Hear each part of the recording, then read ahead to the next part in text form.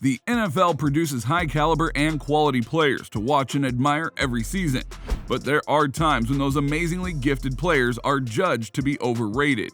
Here are the top 10 most overrated players in the NFL right now, and you won't believe who is at the number 1 slot. At number 10 is Carolina Panthers running back Christian McCaffrey. McCaffrey is a workhorse stud on the field who does take care of business. That's why he's regarded as one of the most elite backs in the NFL, and the numbers help to support that claim. In his first 3 seasons, the 5'11", 205-pound back rushed for 2,920 yards and scored 24 rushing touchdowns. McCaffrey also had 2,523 receiving yards from 203 receptions and managed to get 15 additional touchdowns. In total, McCaffrey dominated and ran the table for the offense because he played in every single game.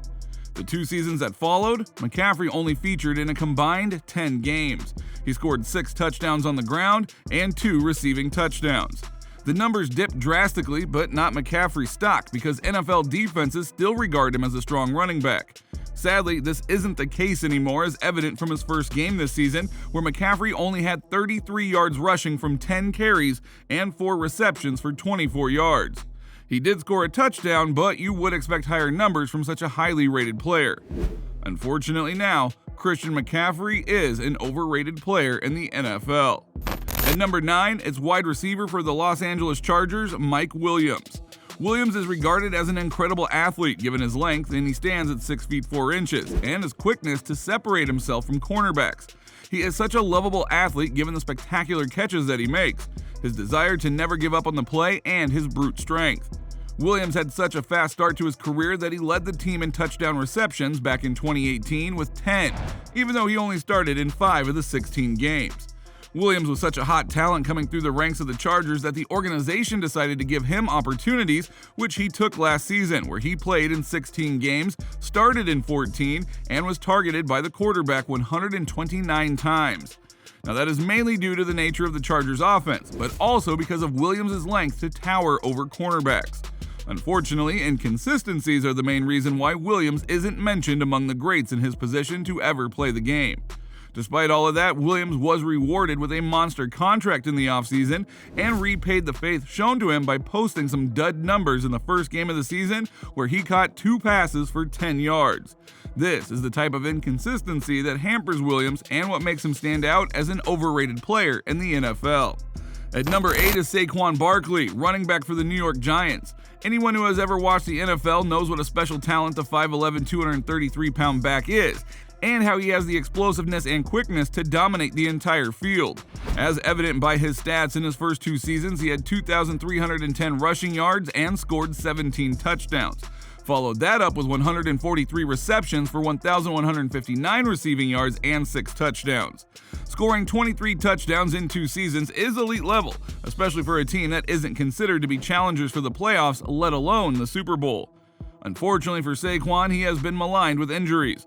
Pundits are quick to suggest that he's not injury-prone, but in the last seasons, he has only played 15 games from a possible 33. That is less than half. Although there are signs that this star running back could return to his former glory days, there is always the looming cloud hovering and wondering when he will be sidelined with another injury. Saquon Barkley has all the talent, desire, and attitude in the world to be considered one of the greatest players ever, but to do that, he needs to stay on the field.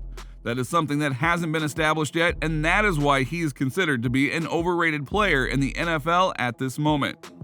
At number 7 is quarterback for the Dallas Cowboys, Dak Prescott. Although it seems a poor form to question the reliability and efficiency of the recently injured Dak Prescott, as discussed, injuries play a big role when it comes to evaluating and rating greatness.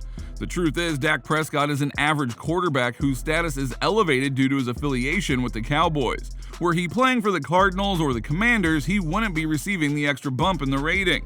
His pass completion percentage in the 6 years he's been in the NFL has never gone above 68.8%. Dak has also a tendency to throw double-digit interceptions throughout the season, and this year he threw at a passing completion rate of 48.3%. That number is indicative of his talent and why he should be considered bang average in a league that is filled with star quarterbacks. Again, he's overrated because he plays for the Cowboys and he's a run-of-the-mill quarterback. At number 6, we have wide receiver Mike Evans of the Tampa Bay Buccaneers. The 6'5", 231-pound wideout is in his 8th season in the NFL and has often been regarded as one of the most reliable pass catchers in the league. He has always delivered season after season by posting numbers that would drop your jaw. Mike Evans never fails to have over 1,000 yards receiving per season, and in the last 2 seasons, he totaled 27 touchdowns. Now that was due to Tom Brady effect, and when Brady trusts a player, that player is going to receive major attention. But this begs the question, is Mike Evans great because of Tom Brady, or did Mike Evans make a 40-plus-year-old quarterback look good? Prior to Brady's arrival, Evans had average touchdown numbers, getting a maximum of 8 the preceding 2 seasons. So it's a mystery as to whether to consider Evans great or a piece that makes Brady look great. At number 5, there is no doubt or cloud of mystery surrounding the overrated nature of this player, quarterback for the Denver Broncos, Russell Wilson. The Super Bowl winner has never been the same since his hand injury last season, as was showcased in the Monday night game when he returned to Seattle. He had a pass completion percentage of 69% from 42 throws, scoring 1 touchdown. Highly the numbers that scream out greatness when Wilson is regarded as one of the greatest quarterbacks to play the sport. It seems unfair to judge a player based on just one game, but these are the stakes in the NFL. You win or you go home, and when Wilson returned home, he stunk up the place. There is one more quarterback, though, who is even more overrated. But first, at number 4, it's running back for the New Orleans Saints, Alvin Kamara. The 5'10", 215-pound back is considered to be one of the best running backs in the game, but has yet to cross the 1,000-yard rushing season threshold. And that's partly because the Saints like to pass him the ball, but if you're a legitimate top-end running back, the goal should be to have elite-level rushing numbers, and that just isn't the case with Alvin Kamara. This season, he rushed for 39 yards on 9 carries. That's a damning statistic that highlights his inability to be an elusive, quick, and strong running back, and yet Kamara is considered one of the best. Kamara is sadly vastly overrated. Now the top 3 begins now. At number 3, we have Ezekiel Elliot, the most overrated running back in the NFL because of his lack of offensive output, as evident in the loss to the Buccaneers in Week 1, where he had a total of 52 yards and 1 reception for -3 yards. Once, he was great at posting record-breaking numbers, but that was over 5 seasons ago. Times have changed. The 6', 228-pound running back should no longer be considered great, and if he is, then he is vastly overrated by the NFL standards. At number 2, it's wide receiver for the Kansas City Chiefs, JuJu Smith-Schuster, who had one amazing season back in 2018 and yet is still regarded as one of the greats to play the game, when in fact he's trying to resurrect his career by teaming up with one of the best quarterbacks to ever play the game in Patrick Mahomes. JuJu Smith-Schuster is so overrated that people still believe that he can reproduce what he did 4 years ago. It's been 4 years that he hasn't, and yet somehow people and pundits still cling to the hope that he can. And finally, the most overrated player in the NFL is none other than MVP from last season, the Green Bay Packers quarterback Aaron Rodgers. Now, there is no question that Rodgers was brilliant. Emphasis on the past tense, because lately he is failing to live up to his folklore as one of the best passers of the game.